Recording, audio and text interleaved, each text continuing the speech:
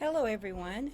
As promised, here's my New Year's Table Scape using my DIY clock chargers.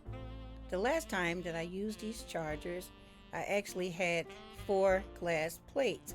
This time I only had 2, so I went to Dollar Tree to find more, but unfortunately they were out. So I ended up purchasing some new clear chargers that they now have, and I'll be using those for plates instead. This time I wanted to keep it really simple, so I used a lot of Dollar Tree products and a lot of things that I already had on hand.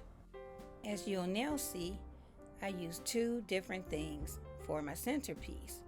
One was just a clear vase with some ornaments and string lights, and the second one here is actually a purse with a working clock. I like both centerpieces, but I think the clock purse is my favorite. Comment below which one is your favorite, and do you think that the clock purse takes the attention away from the clock chargers? Oh, and stay tuned for a future video when I use these clear chargers in the DIY. Okay everyone, I'll see you all next year. Happy New Year!